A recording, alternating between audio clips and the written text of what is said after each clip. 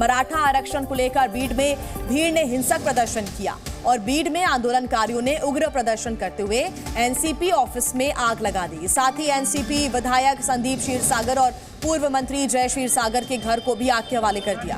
बीड जिले में धारा 144 इस वक्त लागू कर दी गई है। ये तस्वीरें आपको हम दिखा रहे हैं, आंदोलनकारियों की तस्वीरें। ये प्रदर्शन करते हुए नजर आ रहे हैं और टायरों में आग लगा दी गई, साथ ही कुछ गाड़ियों में भी आग लगा दी गई। सबसे बड़ी बात यह कि एनसीपी दफ्तर को भी आग के हवाले कर दिया गया, साथ ही विधायक और पूर्व मंत्री के घर को भी आग के हवाले कर दिया गया।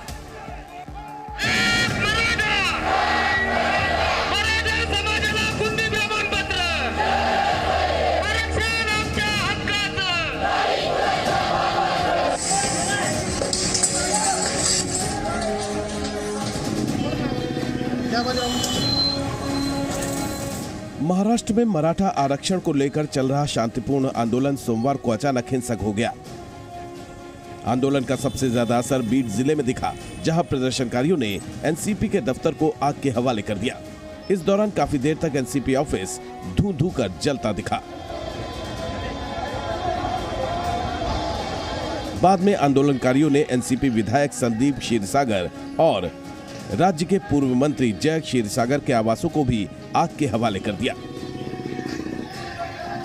आंदोलनकारियों ने बीड जिले में ही एनसीपी विधायक प्रकाश सोलंके के घर को भी निशाना बनाया। इस दौरान आंदोलन में शामिल लोगों ने विधायक के घर में जबरदस्त पथराव किया।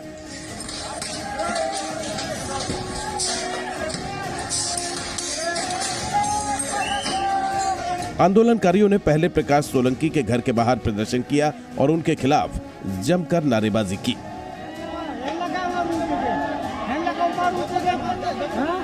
इस दौरान विधायक के घर के बाहर कुछ पुलिसकर्मी भी नजर आए। उन्होंने प्रदर्शनकारियों को हटाने की कोशिश भी की, लेकिन पीछे हटने के बजाय प्रदर्शनकारियों का गुस्सा और भड़क गया और वो मेन गेट तोड़कर आवास के अंदर दाखिल हो गए। इसके बाद प्रदर्शनकारी विधायक के मकान पर टूट पड़े और पथराव शुरू कर दिया। इस दौरान मकान में तोड़फोड़ की गई। प्रदर्शनकारियों ने आवास की पार्किंग में खड़ी गाड़ियों पर भी पत्थर बरसाए।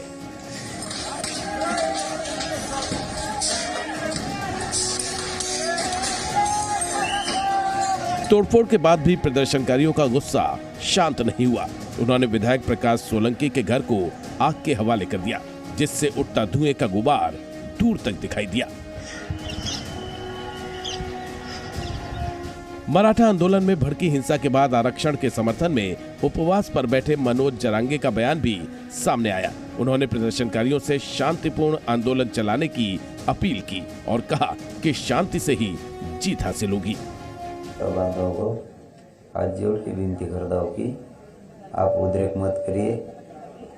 करोड़ों और गरीब मराठों का आरक्षण का प्रश्न है, भविष्य का प्रश्न है, इसलिए शांतता से जीतेंगे। आप जीता के रहेंगे।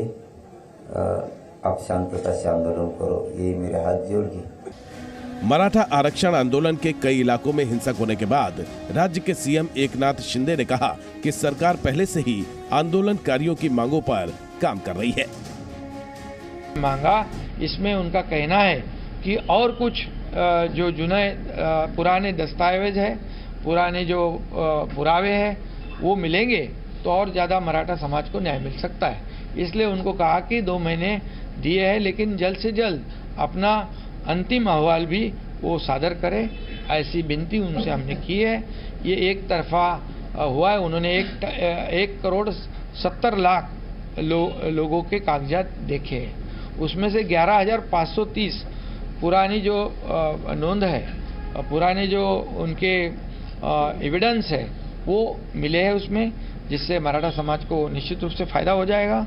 और दूसरी तरफ जो सुप्रीम कोर्ट में ये जो मराठा आरक्षण जो मुख्यमंत्री देवेंद्र फडणवीस जी के ज़माने में हम लोग साथ में ही थे, सब चंद्रकांत पाटिल जी है, हम लोग सब थे, और वो जो हाईकोर्ट में जब चैलेंज हुआ तो हाईकोर्ट में उसको प्रोटेक्ट किया, हाईकोर्ट ने कंफर्म किया, और दुर्भाग्यवश सुप्रीम कोर्ट में वो रिजेक्ट हुआ।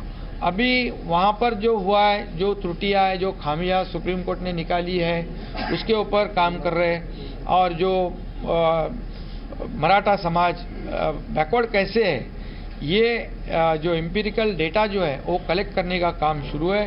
जो बैकवर्ड कमीशन है निरगुडे जी है उसकी कमेटी काम करेगी। महाराष्ट्र सरकार रिटायर्ड जस्टिस संदीप शिंदे के नेतृत्व में पहले ही एक समिति बना चुकी है। समिति की प्राथमिक रिपोर्ट भी सरकार को मिल गई है। आज राज्य कैबिनेट की बैठक में ये रिपोर्ट पेश की जाएगी। हालात पर विचार करने के लिए सीएम एकनाथ शिंदे ने आज शाम को अपनी पार्टी के विधायकों, सांसदों और मंत्रियों की बैठक भी बुलाई है। मुख्यमंत्री ने सोमवार देर शाम राज्यपाल रमेश बैस से भी मुलाकात की। माना जा रहा है कि करीब 45 मिनट की इस मुलाकात में उन्होंने राज्यपाल को पूरे मामले की जानकारी दी। इसके बाद राज्य का गृह विभाग भी संभाल रहे उप मुख्यमंत्री देवेंद्र फडणवीस ने मुख्यमंत्री से उनके सरकारी आवास वर्षा पर मुलाकात की। देवेंद्र फडणवीस जब मुख्यमंत्री थे तो 2018 में उन्होंने मराठों को 16% आरक्षण देने की व्यवस्था की थी, लेकिन सुप्रीम कोर्ट ने आरक्षण की संवैधानिक सीमा का हवाला देते हुए मई 2021 में इसे खारिज कर दिया। साथ ही इस साल अप्रैल में इस मामले में दाखिल पुनर्विचार याचिकाएं भी खारिज कर दी। सुप्रीम कोर्ट में मामला अटकने के बाद अगस्त के अंत से ही मराठा समुदाय के लिए नौकरियों और शिक्षा में आरक्षण की मांग को लेकर राज्य के कई हिस्सों में विरोध प्रदर्शन हो रहे हैं। आरक्षण की मांग के समर्थन में अब सत्तारूढ़ शिवसेना के 2 लोकसभा सांसदों ने भी इस्तीफा दे दिया है। दरअसल राज्य में मराठा समाज की आबादी करीब 33% है। राज्य के अधिकतर विधायक, सांसद और सीएम इसी समाज से आते रहे हैं। मौजूदा सीएम एकनाथ शिंदे और डिप्टी सीएम अजीत पवार भी मराठा समाज से ही है। जाहिर है इतने प्रभावी समुदाय की नाराजगी मोल लेना किसी भी सरकार के लिए संभव नहीं है।